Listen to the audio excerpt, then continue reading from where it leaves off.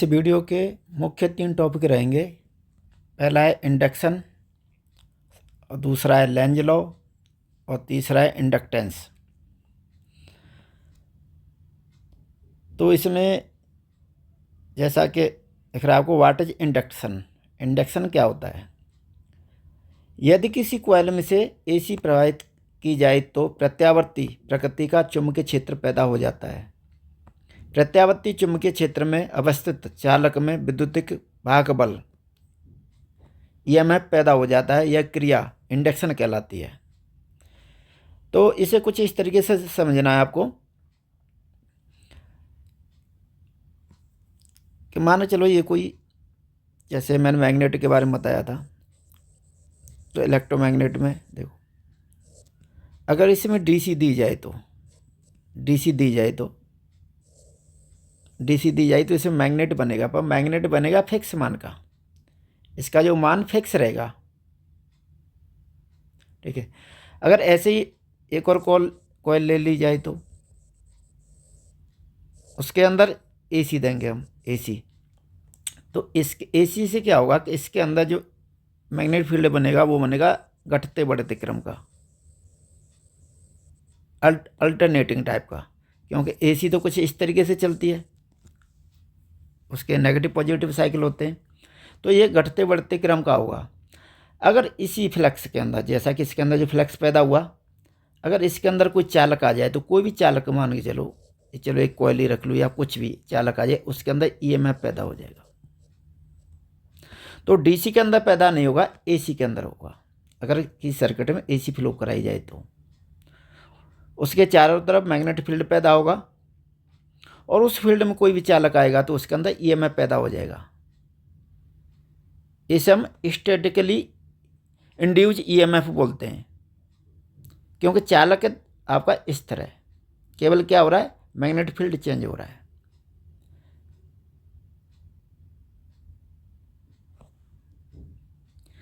इसलिए यहाँ पर डीसी की न बात करके एसी की बात की गई है।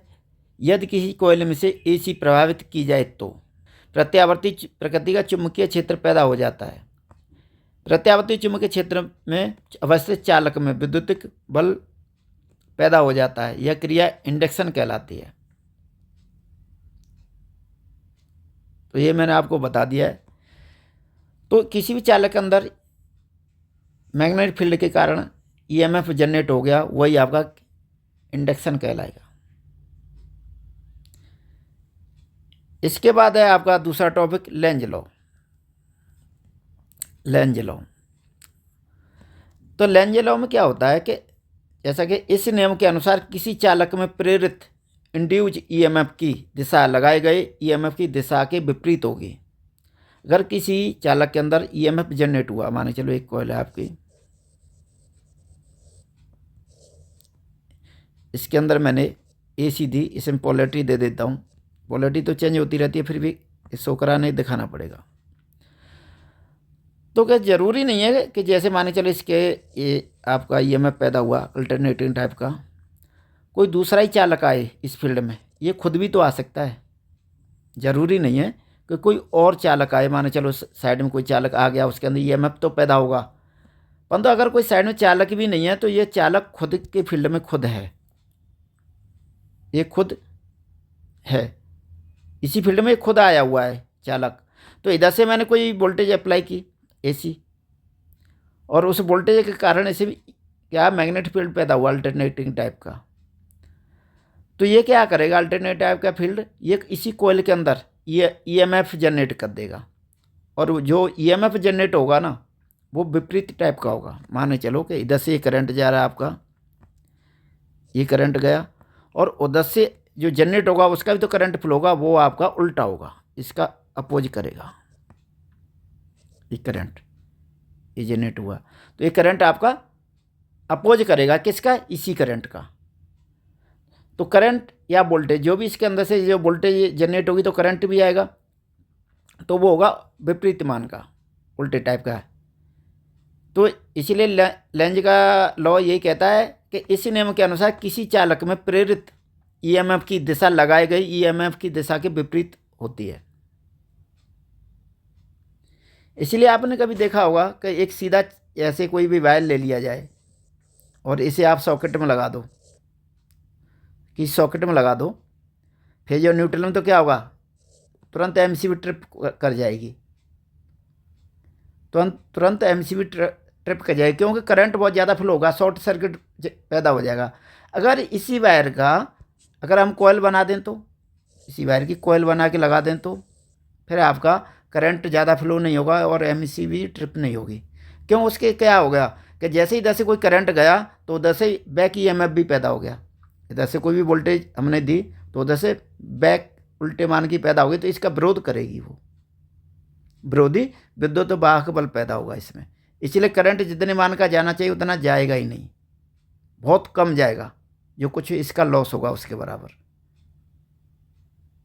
ठीक है, तो लेंज का नियम यही कहता है कि किसी भी कॉइल में जो ईएमएफ जनरेट होगा वो उल्टे मान का होगा, उसकी दिशा उल्टी होगी लगाए गए विद्युत वाहक बल के अनुसार।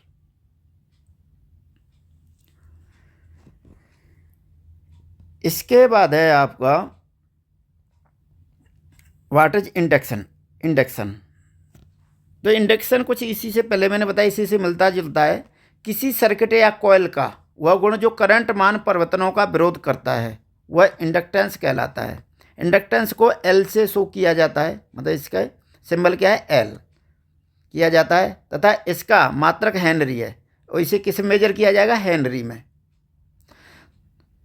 तो कोई भी कॉइल, जैसा कि अभी मैं पहले बता चुका हूं कि ये कोई भी कॉइल है,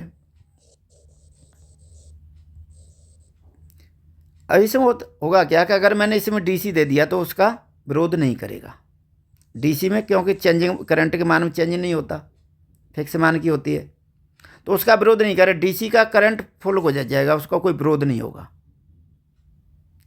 क्योंकि लेंज के नियम के अनुसार डीसी पर विरोधी विद्युत वाहक पैदा नहीं होगा, क्योंकि डीसी में फिक्स मान का मैग्नेटिक फील्ड होता है। इसलिए विरोधी विद्युत वाहक बल किस पे पैदा होता है, एसी पर।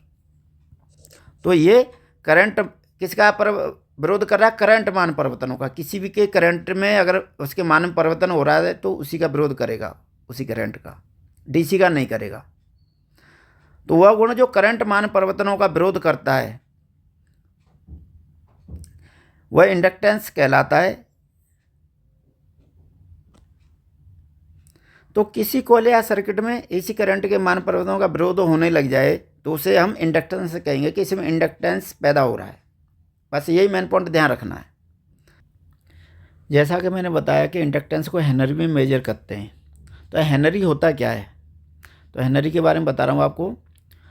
व्हाट इज ए हेनरी, जब 1 एम्पीयर प्रति सेकंड की दर पर परिवर्तित होने वाली करंट किसी कॉइल में 1 वोल्ट का औसत विद्युत वाहक बल ईएमएफ प्रेरित कर दे तो उस कॉइल का मान 1 हेनरी होता है। इसका मतलब यह है कि हमने किसी भी कॉइल में, कोई कॉइल हमने ले ली और इसमें हमने कोई करंट दी जिसका मान पर सेकंड पर परिवर्तित होने वाली करंट पर सेकंड परिवर्तित हो रही है,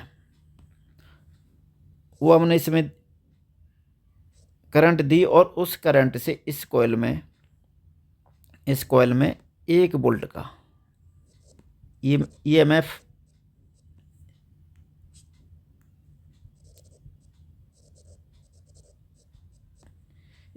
ईएमएफ जनरेट हो गया। तो इसका मतलब यह है कि इस जो कॉइल है, ये जो कॉइल है इसका मान है 1 हेनरी है, 1 हेनरी।